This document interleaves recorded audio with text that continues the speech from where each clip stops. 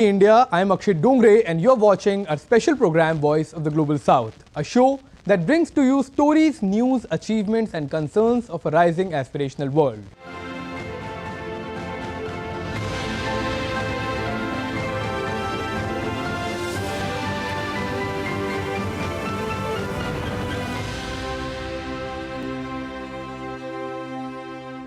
Marking a historic moment in its ties with Iran, India signed a 10-year contract for the operations and development of the Chabahar port in Iran, a landmark decision that has the potential to change the trade dynamics of the region.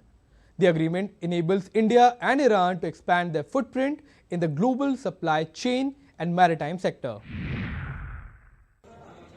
In a major step, India and Iran signed a 10-year-long agreement for the development and operation of the Chabahar port. Located on the southeastern coast of the Persian Gulf nation, the port serves as a crucial trade route connecting India not only with Iran but also with the landlocked states of South and Central Asia. The landmark agreement helps India strengthen its economic relations with Iran and access Central Asian markets, providing an opportunity to diversify its ties with other regional powers. The deal that provides access to one of the two terminals of Chabahar was signed in presence of India's Minister of Ports, Shipping and Waterways, Sarbanand Sonowal. On the order of Prime Minister Narendra Modi today, we signed 10-year contract for operating the Shahid Beheshti port in Chabahar. For past many years, the talks were going on, but they were for short term. In order to strengthen the future of this port and to expand the regional connectivity, several steps were taken today. As per the deal, India will invest $120 million in equipping the port. Reiterating the nation's commitment to cooperate with Iran, a credit window of $250 million has been offered to Chabahar-related developments. The very clear expectation is that the Chabahar port, at least that part of the Chabahar port that we are involved in, that will definitely see more investments. It will see more connectivity linkages coming out of that port. And we believe today that connectivity is a very big issue in that part. International North-South Transport Corridor, which we are doing with Iran, Russia. Chabahar will connect us to that, also to Central Asia. We have a separate corridor, the IMEC corridor through Saudi Arabia. Marking a diplomatic victory, the pact will boost India's trade with Central Asia, reducing its dependency on Pakistan. The Chabahar port directly connects India with Afghanistan and Central Asia for trade. There are also plans to link the International North-South Transport Corridor with Chabahar in the future. That will provide trade routes from India to Russia and Europe via Iran. The development of Chabahar has the potential to pave way for India's increased participation in global trade and thereby enhance geopolitical ties. As a transit trade hub between India, Iran and Afghanistan, Chabahar provides an alternative route to China's Silk Route. The crucial port is being seen as India's response to the Gwadar port developed by China in Pakistan and China's Belt and Road Initiative in West and Central Asia. The agreement is likely to deepen India's relation with the countries of the Middle East, which is an important part of the foreign policy. India gaining operational control of Chabahar port means stronger ties with Iran and better connectivity in the region to overcome emerging challenges to freedom of trade and movement that the nations of the global south face. The situation in Pakistan-occupied Kashmir has reached the boiling point, with violent protests erupting over rising cost of essential goods and services. This turmoil highlights the ongoing repression and economic hardship faced by the people in the region, contrasting sharply with the recent developments in the Union Territory of Jammu and Kashmir. Pakistan-occupied Kashmir is burning. The protest erupted in the region against rising costs of food, fuel and other basic necessities, turning violent as Pakistani authorities used force to suppress the voice of the people demanding their rights. Properties have been set ablaze, shops have been shut and many injured in the ensuing chaos. The unrest intensified after around 70 members of a traders' organization were arrested during a strike protesting the escalating costs of essential goods and services. Protests are demanding government subsidies on electricity and wheat to alleviate the extreme burden of inflation. State is like a mother. It should not suppress its people by banning gatherings and by using force. Instead, it should provide facilities to its people. Since its forcible occupation by Pakistan in 1947, POK has been subjected to systematic repression and denial of basic rights by the Pakistani state, which started soon after the invasion by Pakistan, despite the king of the then princely state officially acceding to India. These protests come at a time when the Jammu and Kashmir witnessed the highest voter turnout in 30 years during India's ongoing general elections. India's External Affairs Minister reiterated the country's stance on reclaiming the region, stating that India will eventually end Pakistan's illegal occupation. For us, the initial goal was first to deal with the 370 issue. The country has already seen after 5 years how much of a difference there is today in the ground situation in Jammu and Kashmir as a result today of it being fully integrated with this country. So that part is integrated. There is the other part. So watch part 2 of the series. India also has implemented numerous initiatives to promote development in the Union Territory of Jammu and Kashmir in the recent years. Meanwhile, Pakistan's economy has been suffering from extremely high inflation and stagnant growth for more than 2 years, exacerbated by rising energy costs. The country's aid-dependent economy faces challenges due to an underdeveloped private sector and minimal stock market growth. The violent protests and economic hardship of Pakistan-occupied Kashmir mirrors the increasing instability of Pakistan after decades of political and economic mismanagement. Qatari Prime Minister has said that talks over a ceasefire in Gaza have reached a stalemate due to Israel's operation in the southern border city of Rafah. Israeli operations in Rafah, which started this month, have closed a main crossing point for aid from the border with Egypt, a move humanitarian groups say has worsened the already dire situation in the region. Well, it's been actually a very long process, and especially in the past few weeks, we have seen some momentum building, but unfortunately, things didn't move in the right direction. And right now, we are in a status of almost a stalemate. Of course, what happened with Rafah has set us backward a little bit. Rafah, which straddles the border between the Gaza Strip and Egypt, is the name of Gaza's southernmost governorate as well as of the crossing into Egypt's Sinai. Since the October 7 attack, approximately 1.4 million Palestinians have been pushed into Rafah in search of safety. People are in dense clusters in the limited space, not filled with debris or being bombed by Israel. Conditions are dire with severe shortages. Earlier this month, Hamas approved a proposal for a ceasefire which was put forward by mediators Qatar and Egypt, but Israel stated that the proposal fell short of its demands and will continue forward with the assault on Rafah. The United States has discouraged Israel from going ahead with the attack by threatening to pause military assistance. With regard to Gaza, one of the deep concerns that we have is the impact of this limited operation that we've seen to date in Rafah on the ability to provide humanitarian assistance, because the two main points of access in the south, Rafah itself and Kerem Shalom, have been affected by the resulting conflict in the south. And we've seen at the very time when Israel was taking important and much needed steps to improve the provision of humanitarian assistance to Palestinians in Gaza, we've seen a negative impact on the fact that we have this very active conflict in the Rafah area. Yet Israel has gone ahead with the attack on the southern city of Rafah. Fighting also waged in the northern Gaza refugee camp of Jabali. They bombed our houses at the beginning of the war and 10 people were martyred. 4 of them were the children of my brother-in-law and 5 of them were my children, wives of my sons and my grandchildren. Today my son and husband were also killed.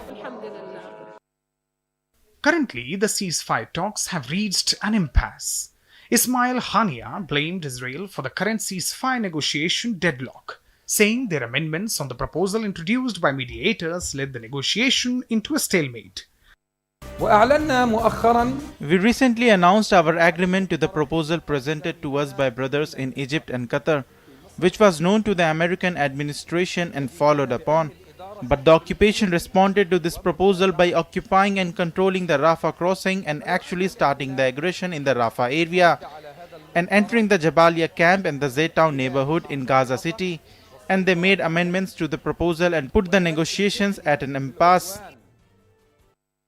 The ceasefire and the instability in the region created by this conflict is said to be a priority at the 33rd Arab Summit. As mediation talks continue, it is imperative that a ceasefire is brokered at the earliest. The ongoing conflict has caused devastation beyond measure, and it is essential that peace is prioritized now. We will take a small break here and be back with you on the other side. Keep watching.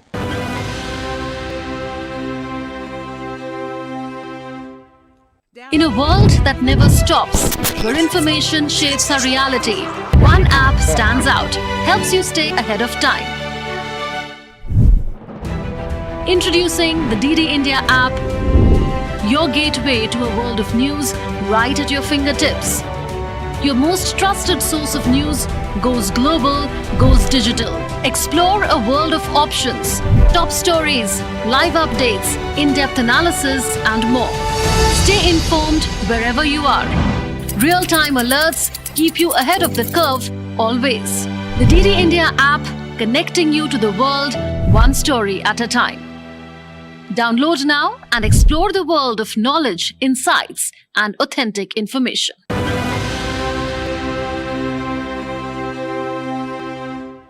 Welcome back. You're watching DD India and this is Voice of the Global South. Let's take a look at our other stories. Floods have devastated villages in the northern Afghanistan, leaving over 300 dead. As the country faces worst floods in 3 decades, survivors await humanitarian assistance. Being one of the most vulnerable countries to climate change, the region has seen extensive destruction and numerous fatalities, injuries and missing persons.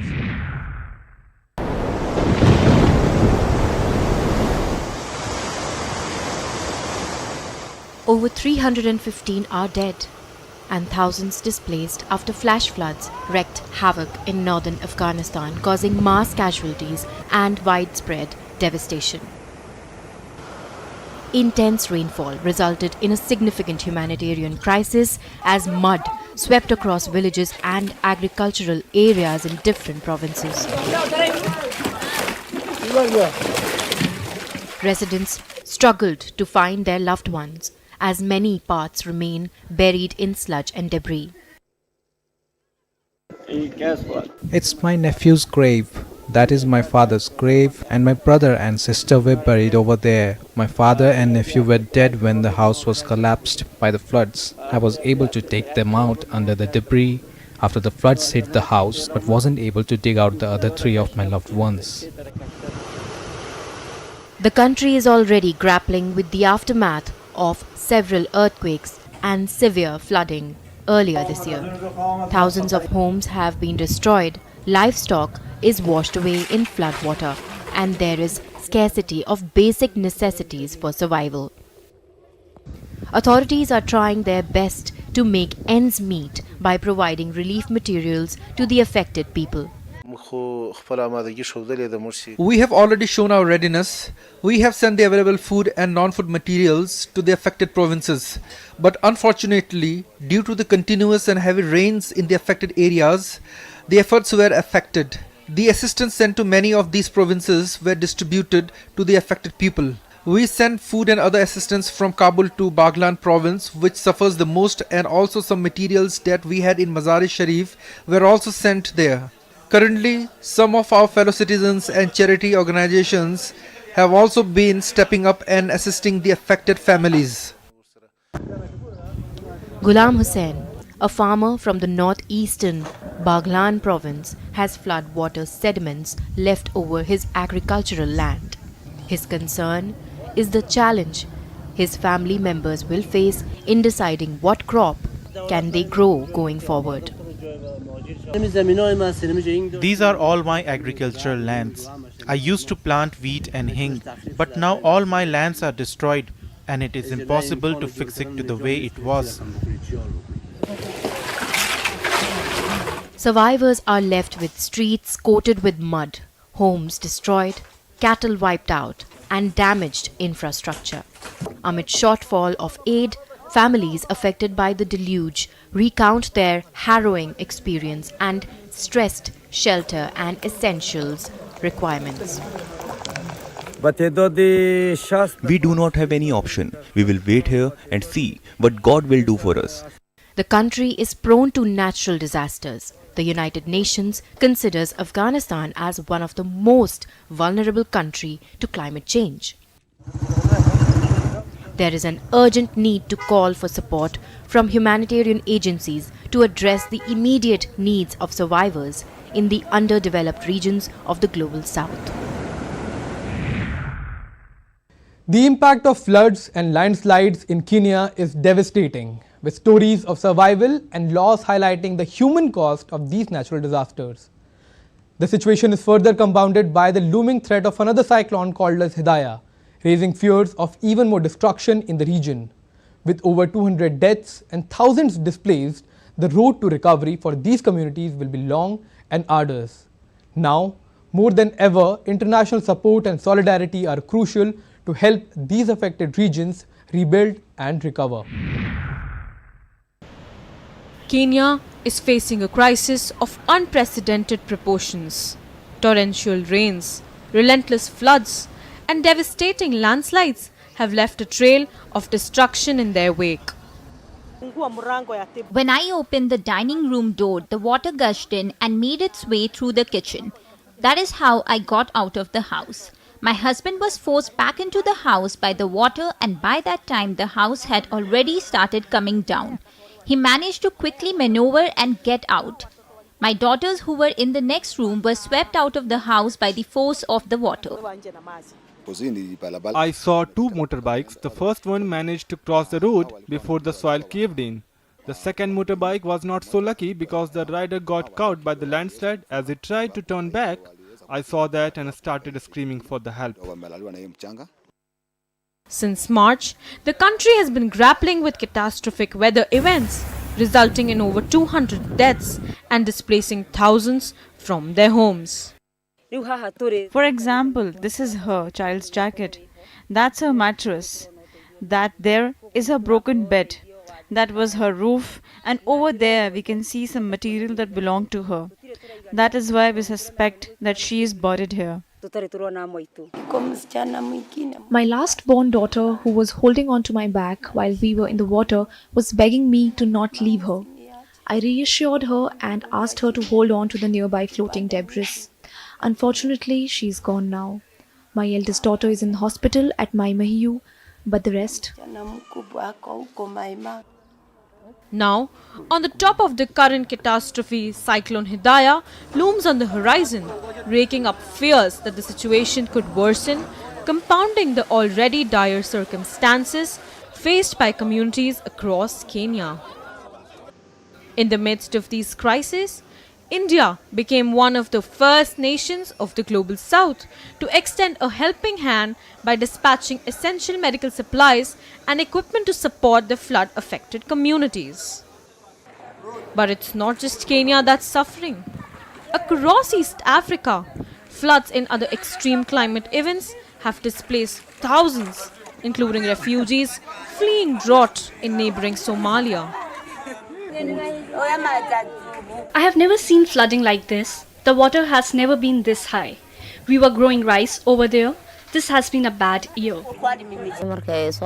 When the flood water came into the house, I woke up my disabled daughter and the other children. I tried to rescue the children before the house collapsed. After the house collapsed, we ran towards the school. We went inside the school where we stayed for several nights.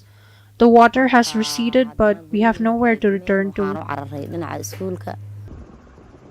As the region grapples with the aftermath of these catastrophic events, the road to recovery remains long and arduous.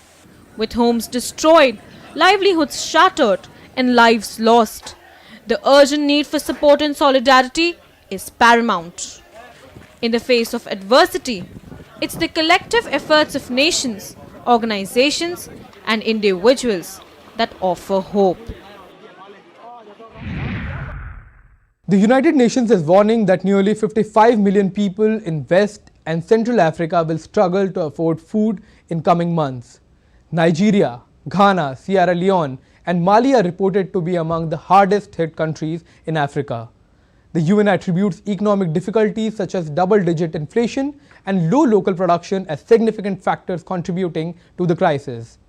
DD India correspondent Ajek Mangtut reports from Abuja, Nigeria's capital. Sa'adatu Abdullahi is getting lunch ready for her family, Gari Flakes, which is made from cassava. She says it's what her earnings of 62 cents a day from selling used plastic plates can afford due to a hike in the price of food. I don't make enough to buy food and prices keep going up. We barely eat twice a day. Corn flour and gari is what I'm able to buy for my family at the moment. Millions in Nigeria could face a challenge to access food in the coming months, according to the United Nations. Food prices have been skyrocketing due to rising inflation. Nigeria's food inflation rose to 40% in March, making a lot of staples like rice unaffordable for many households, especially those living in extreme poverty. Analysts say a number of factors are to blame for the crisis. Nigerian food supply is suffering from lack of productivity from the farms, and that is because of insecurity. A lot of farmers have been driven away from their farms, and then secondly, the importation of food that we were using to augment our food supply has become so expensive. Public policy experts argue the government needs to address insecurity so that farmers can cultivate their land safely. They also say mechanized farming is needed to increase food production. Nigerian farmers need mechanization. A farmer that hitherto then was producing like 3 to 5 bags of rice with his manual labor is now able to produce about 500 bags of rice with the machines.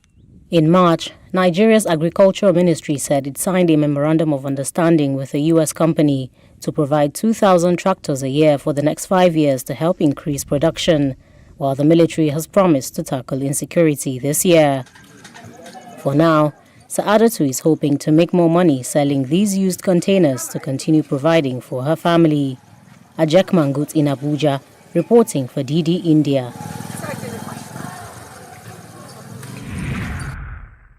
That's all we have for you in this edition of Voice of the Global South. For those on the go, you can get all the latest news and updates from India and across the world on DD India mobile app.